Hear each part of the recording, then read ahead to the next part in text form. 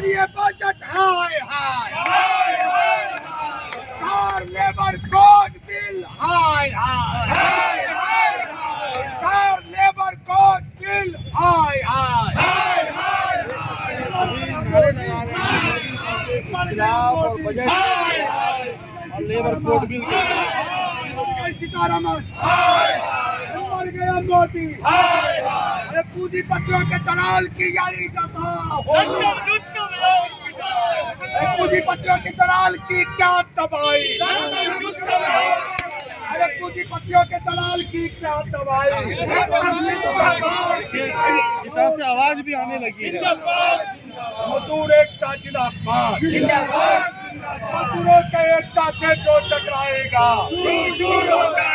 मजदूरों की एकता से जो टकराएगा, लेबर कोड बिल वापस लेना होगा, लेबर कोड बिल वापस लेना होगा। आइए चिता को जला दिया, बजट को जला दिया और धुएं भी निकल रहे हैं। अब आइए जानते हैं इस चिता को जलाने का मकसद क्या था, किस तरह का चिता था ये जो हमारा चिता है, ये चिता को जलाने का मकसद यही है। 2025 का जो प्रस्तावित बजट है, उस बजट के अंदर आप थोड़ा इधर आइए, उस बजट के अंदर आप थोड़ा इधर आइए ना।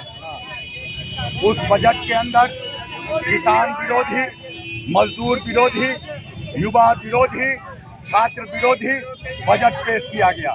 यह बजट पूर्ण रूप से देश के पूंजीपतियों के पक्ष में पेश किया गया। अभी प्रचार किया जा रहा है कि 12 लाख के सैलरी धारक लोगों को इनकम टैक्स नहीं लगेगा, मगर मैं बताना चाहता हूं कि 12 लाख का स्लैब नहीं है, 4 लाख के ऊपर दिन की आमदनी होगी, यानी 8 लाख पर आपको MSME में इन्वेस्ट करना पड़ेगा।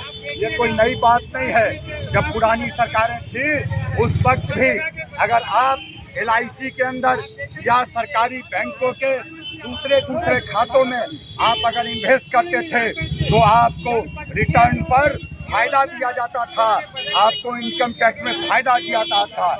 मगर अंतर यह है कि पहले सरकारी संस्थाओं में लागत लगानी पड़ती थी, अब अंतर यह है कि देश के पूंजीपतियों के बैंकों के अंदर, देश के बड़े बड़े इदारों के जो पूंजी है उसके अंदर में आपको इन्वेस्टमेंट दिखाना होगा।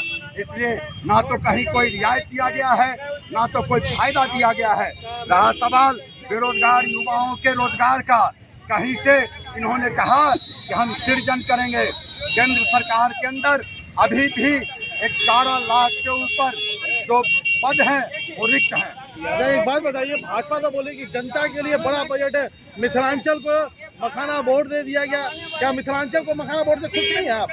मखाना बोर्ड से हम खुश हैं। मखाना बोर्ड कितने दूर तक काम करेगा इसकी जांच आप जाकर के मखाना अनुसंधान केंद्र में लगा सकते हैं। पूरा दरभंगा का क्षेत्र मखाना विहीन हो चुका है। एक कोसी का इलाका है जहां मखाना का उत्पादन है। बोर्ड बनाने से नहीं, जो मखाना से जुड़े हुए खेतिहर हैं, जो उसके मजदूर हैं, उनके उत्थान का सवाल है। बोर्ड के अंदर बड़े बड़े चमचमाती हुई गाड़ियों से लोग अंदर जाएंगे, जो संजय झा के चाहते हैं, जो गोपाल जी ठाकुर के चाहते हैं, जो संजय सराबी के चाहते हैं, ऐसे लोग मखाना बोर्ड में जाएंगे। हमारा मांग है कि जो मखाना बोर्ड से जुड़े हुए खेतिहर हैं, जो मल्लाहों का बड़ा संख्या दरभंगा के अंदर में है, उनको मखाना बोर्ड से जोड़ा जाए और खेती को आगे बढ़ाया जाए। धन्यवाद। क्या नाम है? गोपाल ठाकुर, जिला सचिव मंडल सदस्य CPIM दरभंगा।